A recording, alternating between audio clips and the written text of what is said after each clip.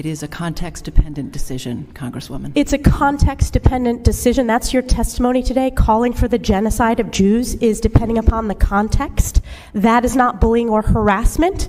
This is the easiest question to answer yes, Ms. McGill. So just to let you know, this is hard to watch. This particular congressional hearing is led by Ms. Stefanik. She is a congressional representative, Republican in New York. She is grilling, going down pretty hard on the presidents of UPenn, Harvard, and MIT.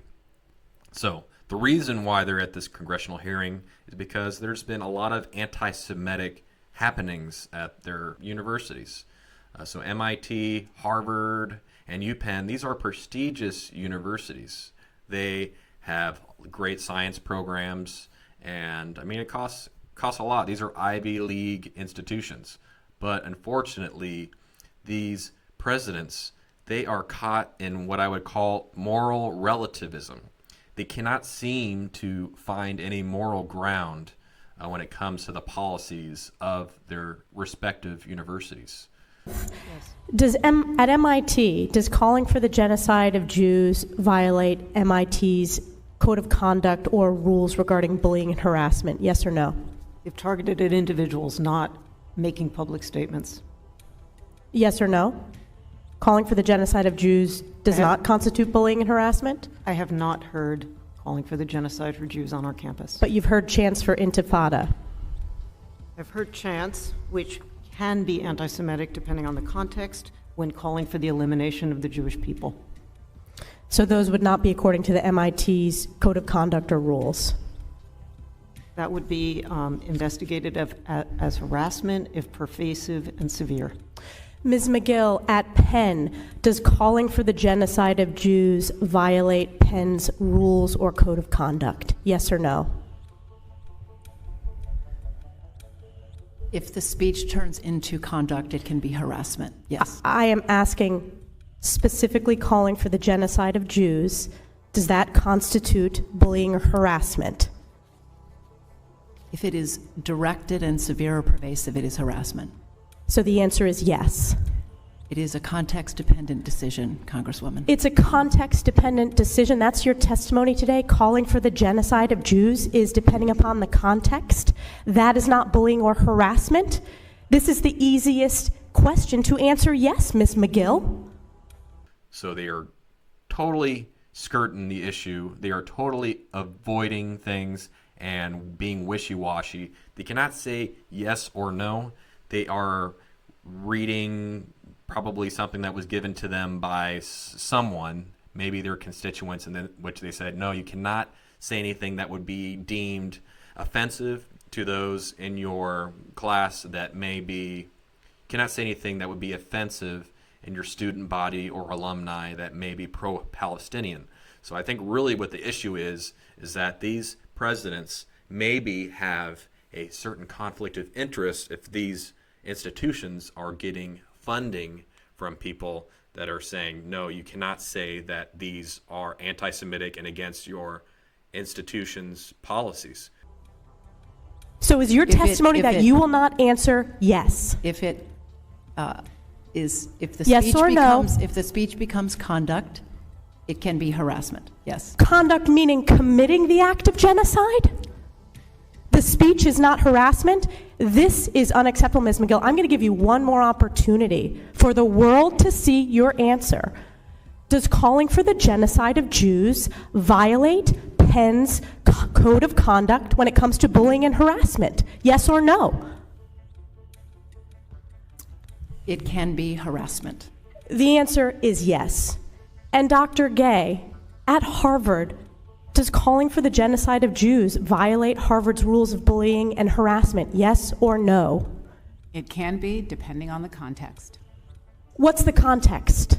Targeted as an individual, at an individual. It's targeted at Jewish students, Jewish individuals.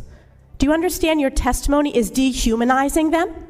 Do you understand that dehumanization is part of anti-Semitism? I will ask you one more time. Does calling for the genocide of Jews violate Harvard's rules of bullying and harassment? Yes or no? Anti-Semitic rhetoric, when it And is it crosses into anti-Semitic rhetoric? Anti-Semitic rhetoric, when it crosses into conduct that amounts to bullying, harassment, intimidation, that is actionable conduct, and we do take action. So the answer is yes, that calling for the genocide of Jews violates Harvard Code of Conduct, correct?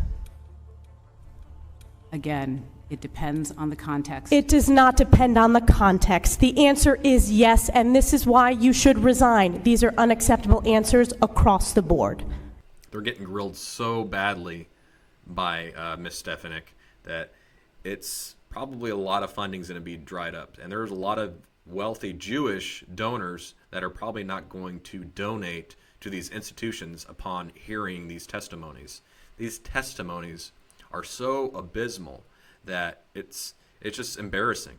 And if you actually looked at UPenn's face while she was giving her testimony, she was smiling.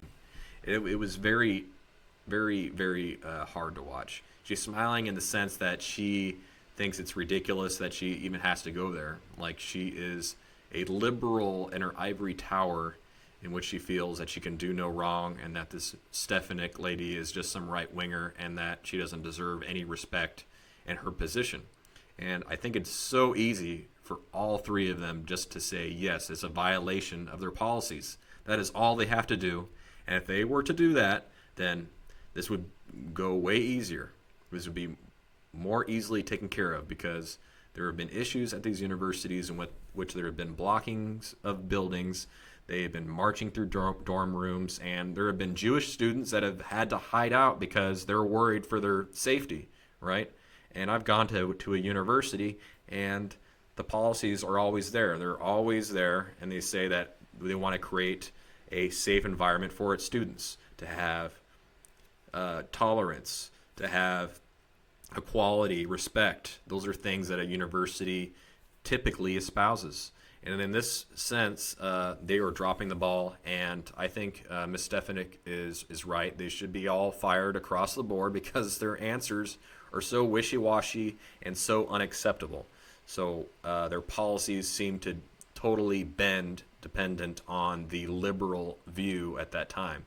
So the liberal view on this is wrong because moral relativism doesn't work in this instance. So whether or not you care about the Palestinian cause for a two-state solution, unfortunately, that hasn't happened, and it looks like that is being delayed further due to the current conflict going on in that region. And then also, of course, that Palestinian two-state solution has been turned down by representatives of the Palestinians several times, so it doesn't look like that's something that that region really wants in the first place. Maybe the Jewish people in Israel and those governing there want that two-state solution, but it doesn't look like that two-state solution is going to be happening anytime soon.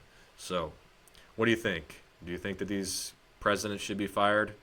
I think they should be. Well, be sure to comment if you have any more to add to that conversation. And don't forget to like and subscribe for more content to come.